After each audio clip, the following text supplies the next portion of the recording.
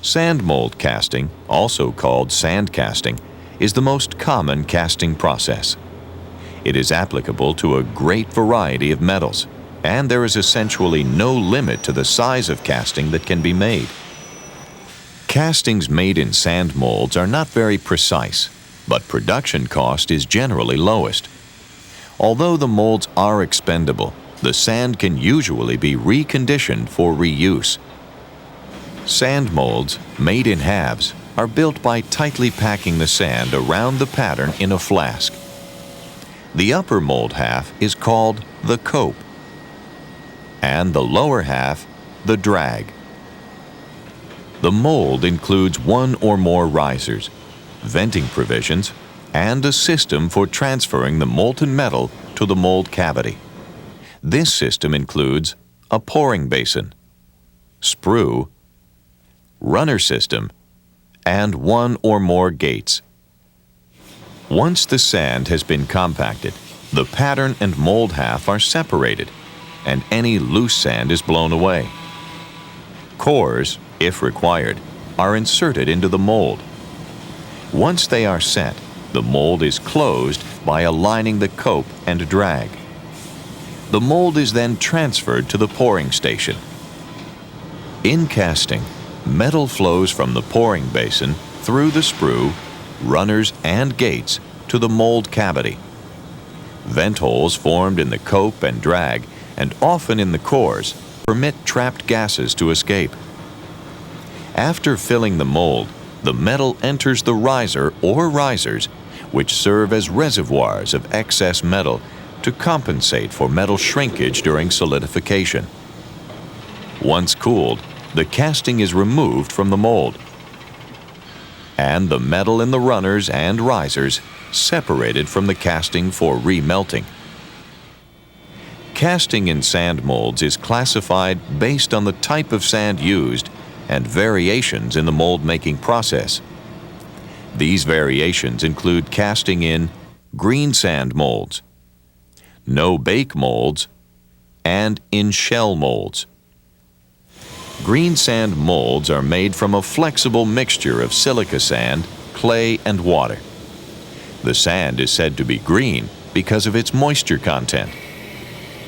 Although casting in green sand molds is a versatile process, thin sections are difficult to cast because they may be eroded by the molten metal, or the metal may cool and become solid before filling the sections.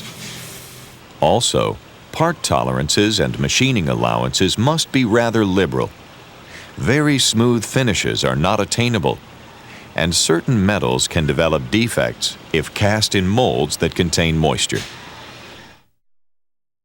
Investment casting is a precision process using primarily ceramic shell molds. Investment casting is also known as the lost wax process, because wax, a principal pattern material, is consumed during the mold-making process. Consumable plastic patterns are also used.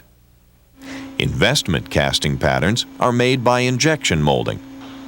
These patterns are assembled onto a wax post connected to a pouring cup. This pattern assembly, called a tree, usually incorporates complex runner systems to assist metal flow in the investment casting process. The shell mold is produced by dipping the pattern assembly several times in slurry and allowing it to dry between dips. The first slurry mixture consists of fine particles for smoothness. Subsequent dips are mixed with coarse particles to quickly build up thickness and provide strength. The wax is removed from the mold by melt-out in a furnace or autoclave.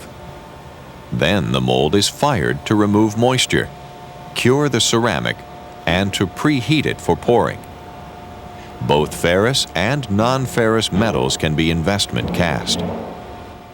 Once the metal has solidified, the mold is broken and the casting removed.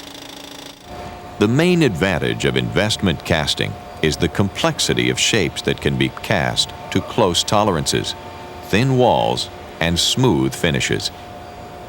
Most investment cast parts weigh less than 4.5 kilograms. However, parts weighing over 100 kilograms are also made. Evaporative foam casting refers to the use of expendable polystyrene foam patterns in molds made of dry, unbonded sand. The process is also known as the lost foam or expanded polystyrene process. The pattern may be a single piece, or for complex shapes, an assembly of molded pieces. Patterns also can be clustered in groups to produce multiple parts at a time. The pattern is coated with a thin, high heat-resistant coating, usually silica. Once the coating is dry, the pattern is placed in a flask and surrounded by sand, which is vibrated for compaction against the pattern. Casting then proceeds with the poured metal evaporating the polystyrene foam and filling the cavity formed by the pattern.